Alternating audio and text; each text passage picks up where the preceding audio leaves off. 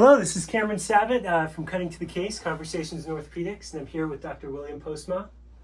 Hey, And glad to be here. Yes, and nice to meet. You are the Chief of Sports Medicine at the Department of Orthopedic Surgery at MedStar, Georgetown University Hospital, and the head orthopedic surgeon for the Washington Wizards and team physician for the Georgetown University Athletics. So thank you very much for being here. Thanks for having me. Thank you. So really, to start out, what inspired you to pursue orthopedic surgery and specialize in sports medicine? And was there a defining person, moment, or event? So I don't have one of those events where it was like one particular thing that said, oh, this is what I want to do. My dad was an orthopedic surgeon, and I guess that was probably what inspired me. Although my first 2 years in college, I did not specialize in medicine, I specialized in econ. And then I took one science class, so I wanted to switch over to medicine I could, which I did my junior year because I just didn't, I don't know, I just didn't like econ that much. So I decided I was going to med school, and I started studying a little bit more my junior year. Then I did my first 2 years in college. And then when I went to medical school, I kept an open mind, as I think everybody should keep an open mind. I thought I wanted to do orthopedics, but I was pretty interested in cardiology for a while. And then once I did more orthopedic rotation, as a third year, it basically solidified that I wanted to do orthopedics. Just I like biomechanics, I like physics, and it combines all that stuff with using your hands. And there's some athletics involved. I've always been, I guess, liked sports, always played sports. I didn't really know I wanted to do sports medicine, by the way, but this seemed like a good field where you can combine sort of science with doing things with your hands. So then, as far as sports medicine, it's a lot of team physicians like to do sports medicine because they did it to be part of like a team. Honestly, that's not why I did it. I did it just because I liked arthroscopy, and I was good at arthroscopy, and so that's why I chose sports medicine. And then everything else just kind of piled on top. But I never had the aspiration to be a team physician at any point. It just kind of came with the territory after a while. So. Yeah, what an incredible story from your M3 rotations, which I'm on right now, all the way up to being a team physician. And, speaking of that role, can you walk us through your day-to-day responsibilities as a team physician for the Wizards and Georgetown Athletics? So I've been with the Wizards for about 5 years now. And before that, I've done Georgetown Athletics since I came back as a attending, which was roughly 12 years ago.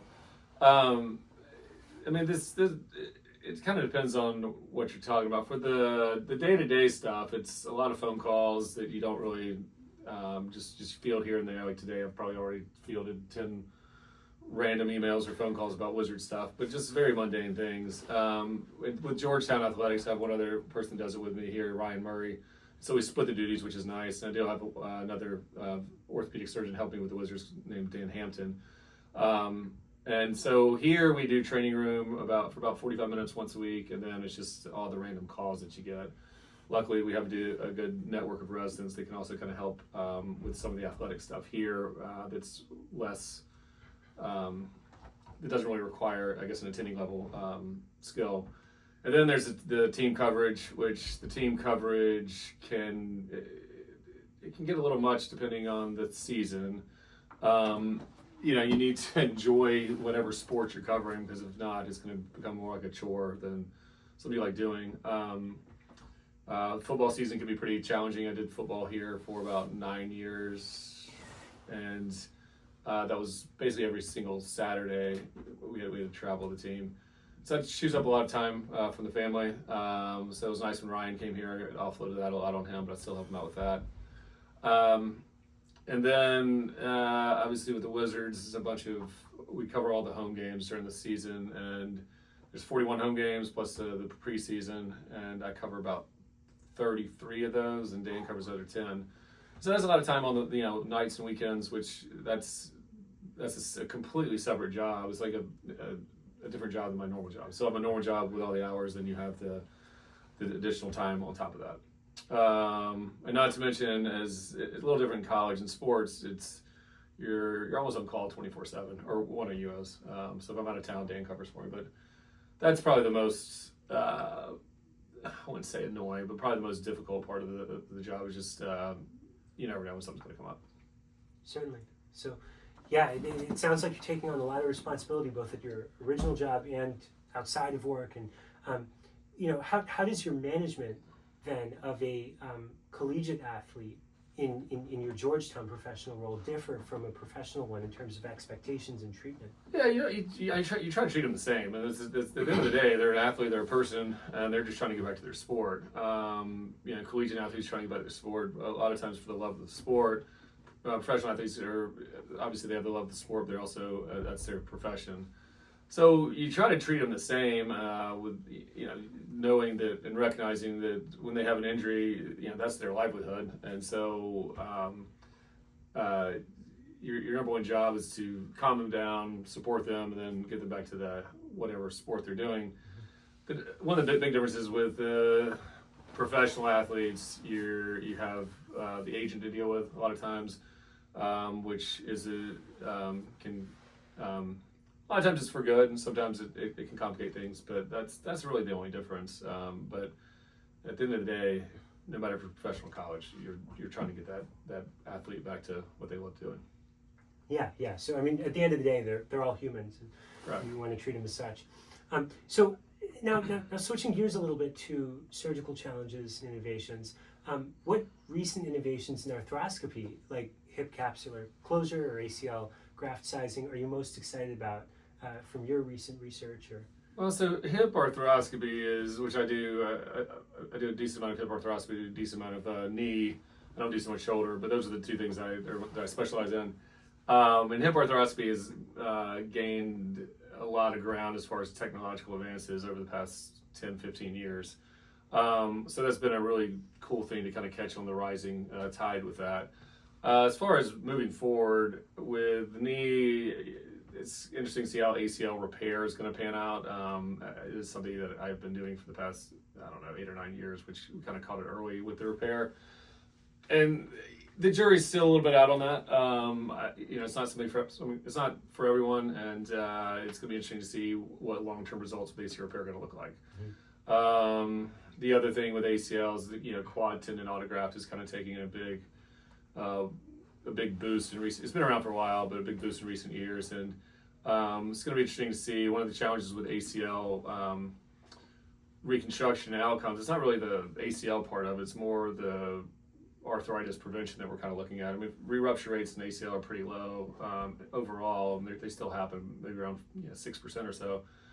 But one of the things we've had challenges with is, are we truly preventing arthritis? And we do have some studies now showing that.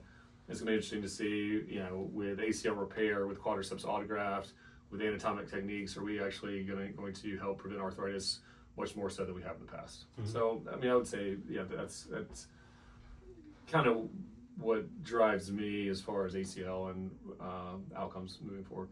Yeah, because any of those traumas can lead to horrific outcomes over time. Yeah, with ACL, it's more about all the concomitant injuries, not necessarily the ACL itself. So, yes, and speaking of, and thank you for sharing all that knowledge. Speaking of mentorship, you've mentored many residents and even medical students such as myself. What key traits or mindsets have you seen in those who go on to excel in orthopedics? A good work ethic is number one. Honestly, that's number one in almost any field, in my opinion. Don't be entitled. Work hard, diligence. I mean, obviously you have to have intelligence, but most everybody that's made it to medical school at this level has the intelligence. But you need to have the drive. I've seen it a lot more so recently, where there's a lot of, I wouldn't say lack of drive, it's sort of more of an acceptance that mediocrity is okay, and that's completely opposite. There's been a lot, and I'm going a little off topic, but it does pertain to this. There's a lot of med schools that have gone to pass fail, and I think that has just sort of promoted mediocrity. I think a lot of medical schools have tried to de-stress the student, which I think is completely the opposite way we should be going. I think what we do, especially as surgeons, what we do is stressful. And instead of trying to take away stress from students, I think we need to teach them how to learn to deal with stress, because you're going to have the stress is going to hit at some point, and it's going to be you're going to be much better trained if you learn to deal with stress. So that's another thing that's sets a lot of students, residents apart. If you're talking about being a good surgeon, is learning how to deal with that stress, being able to stay calm in stressful situations. But some of the few qualities that I really do not like is are entitlement with medical students. We've all been there. You kind of have to earn your steps, earn your stripes per se.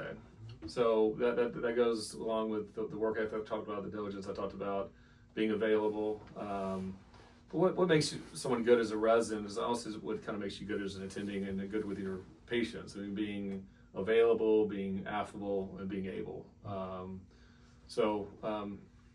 if you have to nail it down on one aspect that makes a student a good student, or a resident a good resident, is their work ethic. I agree. Yeah. Available, affable, and able. Yeah. What an incredible. 3 A's. Yeah, I wrote that down actually as you said it. I'm going to keep that in mind.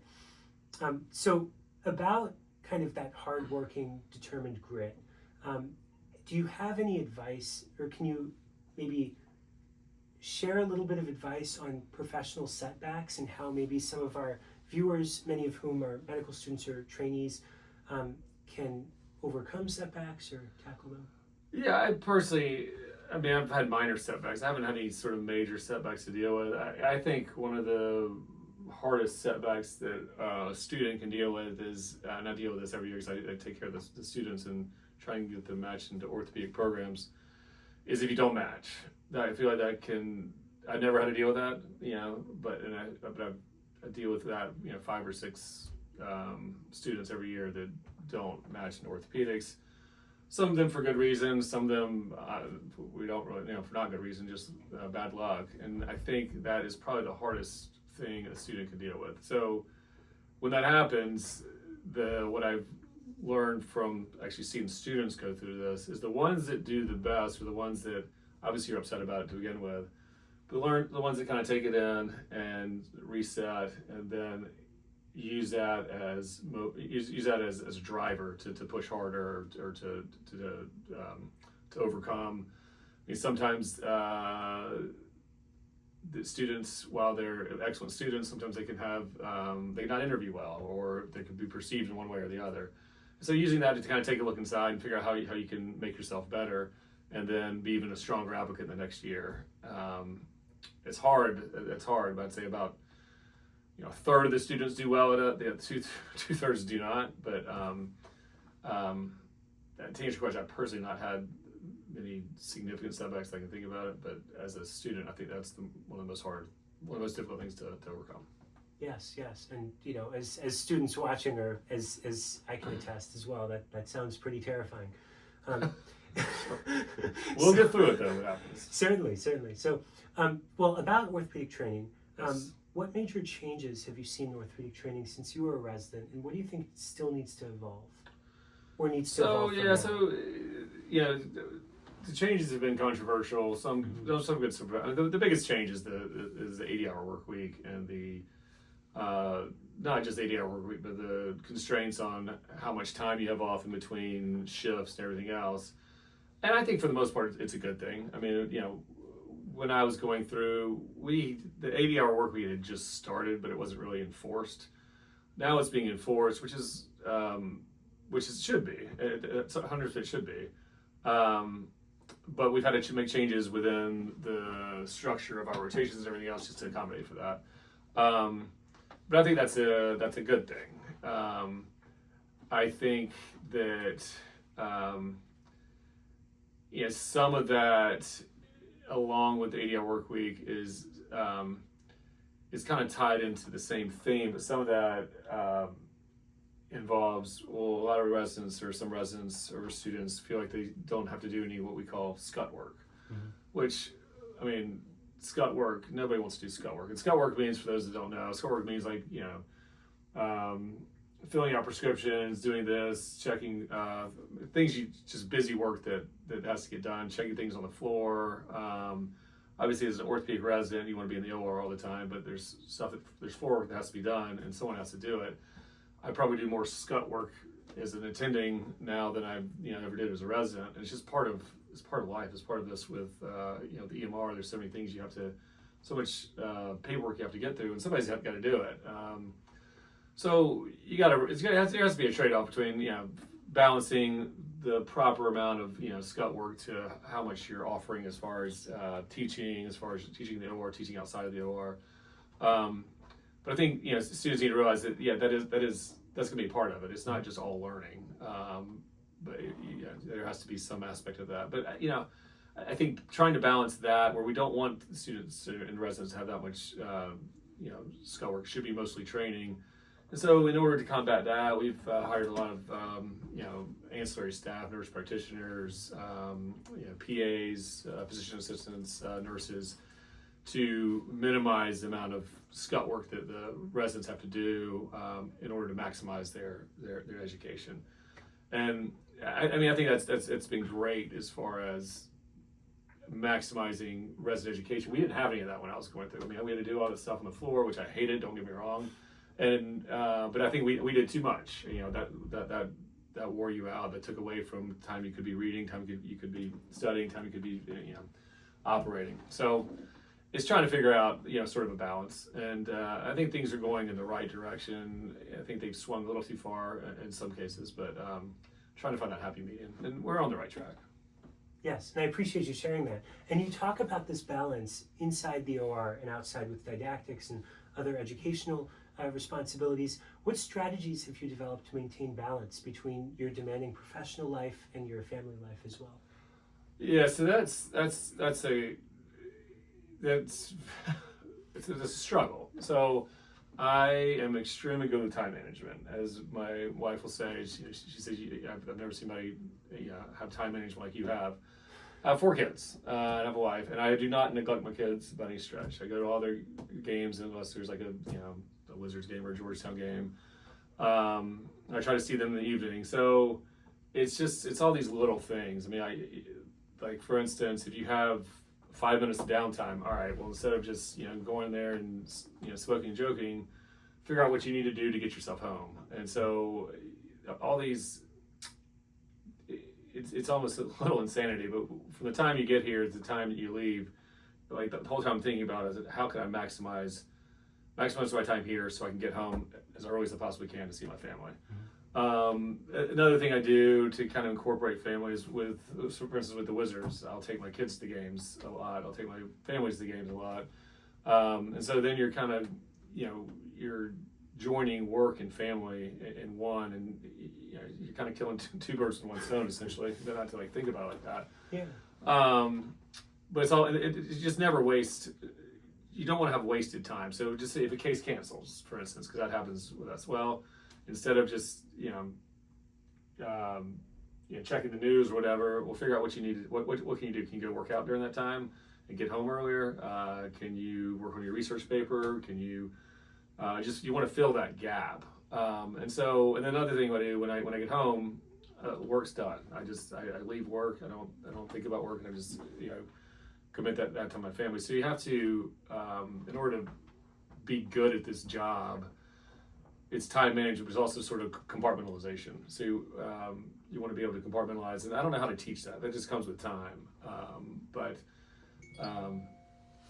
think that it's just trying to figure out how busy you want to be, by the way, and then how important other things are for you. Because my family's probably it's definitely the most important thing, and everything else is secondary. Mm-hmm. And so if the work starts encroaching on that, then I got to figure out what I can cut.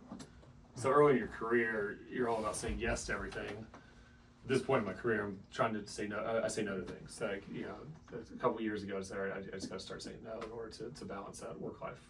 Mm-hmm. Yeah, no, I appreciate that. The power of no goes very far. So looking at now, just for the record, early in your career, you do not want to say no. You want to be saying yes to everything. But once you get busy enough with things, that's when you need to start saying no. Just to clarify. Yeah. I'm sure many of my fellow med students are highly aware of that. Looking ahead, what legacy do you hope to leave in orthopedic education, and what projects are you currently most passionate about?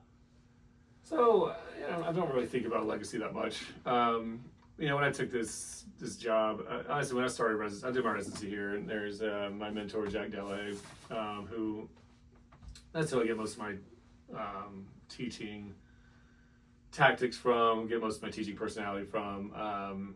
He's been, a father figure to me in a lot of ways. So I always thought I was just going to go back to South Carolina, where I'm from. I had a job lined up, and I always thought it'd be in private practice. And then somewhere along the lines, I ended up back here in his position.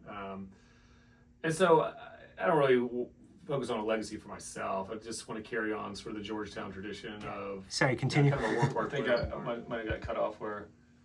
I'll start. Yeah, so teaching the medical students. Yeah, that's not really a legacy about myself. It's really a legacy about carrying on the tradition that Jack Delahaye kind of did about everybody should be teaching everybody. You should be teaching. The attending should be teaching the residents. You should be teaching the students. You should also be teaching fellow students, and the students can teach the residents some. The residents can teach the attending some. So it's a sort of a circle. But I just want to kind of carry on that work hard, play hard.